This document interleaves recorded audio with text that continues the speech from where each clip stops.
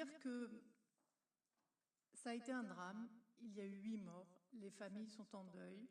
Beaucoup de personnes souffrent aujourd'hui à l'hôtel. On en a conscience. On les accompagne. On est tous les jours en cellule de crise, en cellule chez le préfet. Ce quotidien-là, nous le vivons. Et je pense que dans cette assemblée, les 101 élus ici présents devraient avoir beaucoup plus d'humilité et beaucoup plus de dignité dans les propos qui sont tenus. Je ne crois pas qu'on soit là pour faire de la caricature entre pendant 25 ans, vous n'avez rien fait et moi j'ai des solutions miracles, il faut réquisitionner. Rien n'est simple et rien ne se fait en un clin d'œil. La réquisition, elle ne se fait pas sur un claquement de doigts. Et aujourd'hui, ce qui est mis en place est quelque chose d'exceptionnel, avec des mesures exceptionnelles, avec la mobilisation de tous. Et depuis plusieurs années, Monsieur le maire, on ne peut pas dire que vous n'avez rien fait. Vous avez fait beaucoup de choses. Vous l'avez dit dans votre propos de préambule, des opérations de résorption de l'habitat insalubre. Ces opérations-là, elles prennent des années. Bien sûr que nous avons mis en œuvre des opérations de déclaration d'utilité publique, pour répondre à Monsieur Maggio. Bien sûr qu'on a fait des expropriations. Bien sûr qu'on a fait des accompagnements pour le relogement. Au travers de ces 15 opérations de réhabilitation de l'habitat insalubre, c'est ce qui s'est passé et ça s'est inscrit sur plusieurs années.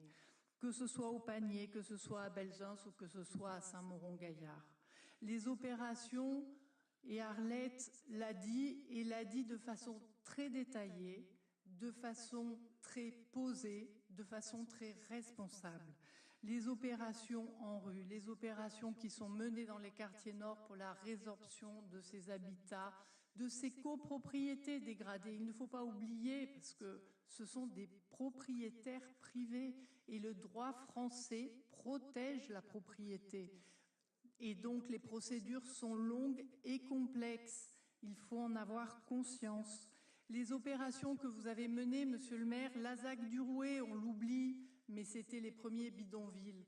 Et quand on voit, et je pense qu'il faut qu'on s'en rappelle tous, les photos avant-après dans certains lieux, que ce soit au Rouet, que ce soit rue de la République, que ce soit Porte d'Aix, et je peux citer encore bien d'autres exemples. On a tendance à vite oublier les choses parce qu'aujourd'hui, on a les images actuelles, les images où Marseille s'est transformée en 20 ans. Je prends les alentours de la cathédrale de la Major. Alors évidemment, c'est dans Euroméditerranée. Et on voit bien que quand on conjugue les forces de l'État et des collectivités locales, on arrive à faire en sorte que des opérations qui prennent du temps, mais qui modifient la vie des gens, leur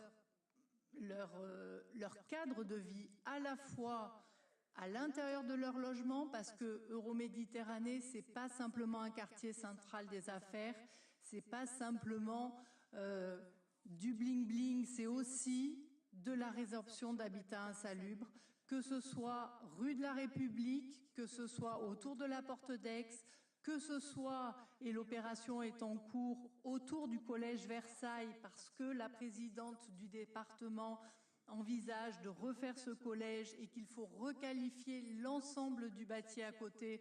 Et je peux vous dire que rue Hoche, rue de Versailles, eh ben, quand on y va, on prend conscience des choses. On prend aussi conscience que malgré certains arrêtés d'insalubrité pris, eh ben, les appartements sont toujours occupés.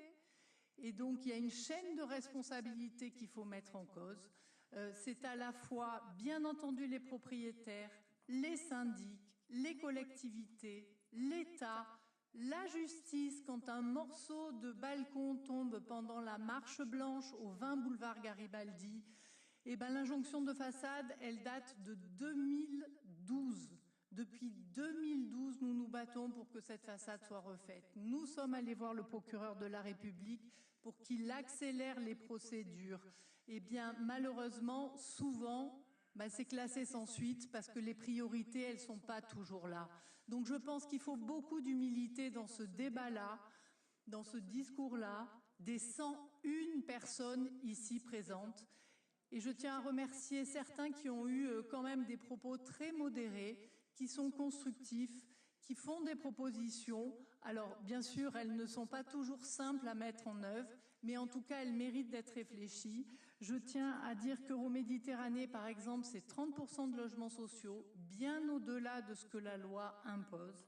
Et qu'aujourd'hui, dans ce schéma de réflexion collective et aussi des nouveaux outils offerts par les nouveaux dispositifs législatifs, notamment la loi Elan, la présidente du département a présenté une stratégie en matière de lutte contre l'habitat insalubre, mais je pense qu'elle le développera, donc je ne déflorerai rien. Mais par exemple, l'ASPL AIN qui est offerte par les nouveaux dispositifs et la grande opération d'urbanisme, ce sont des nouveaux outils qu'on pourra utiliser. Et le sénateur Bruno Gilles fera aussi des propositions législatives. Je crois qu'aujourd'hui, au-delà de la caricature, vraiment de la caricature politique à laquelle on a assisté aujourd'hui, eh ben, mutualisons tous nos efforts pour faire en sorte qu'on puisse continuer à avancer. En 25 ans, vous avez fait beaucoup de choses, monsieur le maire, et je voulais le rappeler.